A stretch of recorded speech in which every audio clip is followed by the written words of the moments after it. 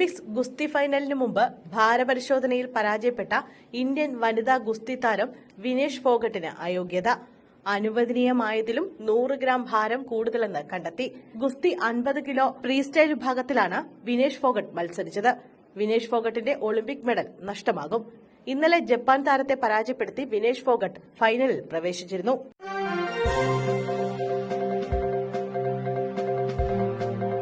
ബംഗ്ലാദേശ് കലാപം. സ്റ്റാർ ഹോട്ടലിന് തീയിട്ടു. നിരവധി പേർ കൊല്ലപ്പെട്ടു. ബംഗ്ലാദേശിൽ സംവരണത്തിനെതിരായ പ്രതിഷേധങ്ങളിലെ അക്രമം വർദ്ധിക്കുന്നു. ധാക്കയിൽ സ്റ്റാർ ഹോട്ടലിന് പ്രതിഷേധക്കാർ തീവച്ചു. പ്രധാനമന്ത്രി ഷെയ്ഖ് ഹസീന പ്രധാനമന്ത്രി സ്ഥാനം രാജിവെച്ച് രാജ്യം വിട്ടതിനു ശേഷവും അക്രമം തുടരുകയാണ്. 24 പേർ വെന്തുമരിക്കുകയും 150-ലേറെ പേരെ ആശുപത്രിയിൽ പ്രവേശിപ്പിക്കുകയും ചെയ്തു. കൊല്ലപ്പെട്ടവരിൽ ഇന്തോനേഷ്യൻ പൌരനും ഉൾപ്പെടുന്നു. അവാമി ലീഗ് പാർട്ടിയുടെ നേതാവ് ഷാഹിൻ ചക്ലാദറിന്റെ ഉടമസ്ഥതയിലുള്ളതാണ് സാബിർ ഇന്റർനാഷണൽ ഹോട്ടൽ. കഴിഞ്ഞ ദിവസം രാത്രി ജനക്കൂട്ടം ഹോട്ടലിന് തീയിടുകയായിരുന്നുവെന്നാണ് റിപ്പോർട്ട്.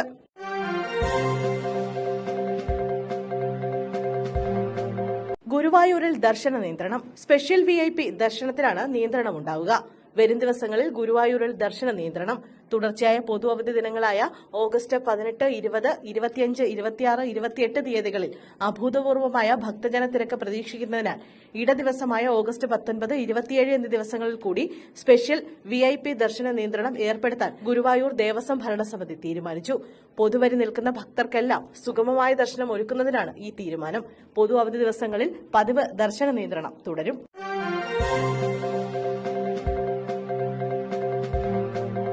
പരിശോധനയ്ക്കിടെ കഞ്ചാവുമായി 2 പേർ പിടിയിൽ. ഒപ്പമുണ്ടായിരുന്നയാൾ ഓടി രക്ഷപ്പെട്ടു.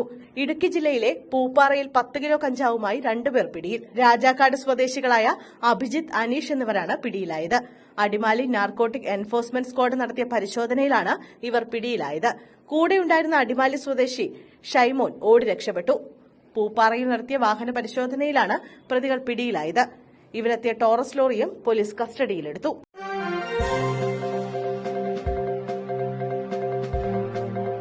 വയനാട് ഉരുൾപൊട്ടൽ. പുനരധിവാസത്തിനായി ദുരിതാശ്വാസ നിധിയിലേക്ക് സംഭാവന നൽകി പ്രതിപക്ഷ നേതാവ് VD സതീശൻ. വയനാട് ഉരുൾപൊട്ടലിൽ ദുരന്തബാധിതരുടെ പുനരധിവാസത്തിനു വേണ്ടി പ്രതിപക്ഷ നേതാവ് VD സതീശൻ മുഖ്യമന്ത്രിയുടെ ദുരിതാശ്വാസ നിധിയിൽ സംഭാവന ചെയ്തു.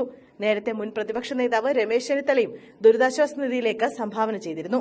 1 ലക്ഷം രൂപയാണ് പ്രതിപക്ഷ നേതാവ് ധനസഹായമായി നൽകിയത്. UDF MLA-മാർ 1 മാസത്തെ ശമ്പളം മുഖ്യമന്ത്രിയുടെ ദുരിതാശ്വാസ നിധിയിലേക്ക് സംഭാവന ചെയ്യാൻ തീരുമാനിച്ചിരുന്നു. ഈ തീരുമാനത്തിന്റെ ഭാഗമായാണ് പ്രതിപക്ഷ നേതാവ് ദുരിതാശ്വാസ നിധിയിലേക്ക് സംഭാവന നൽകിയത്.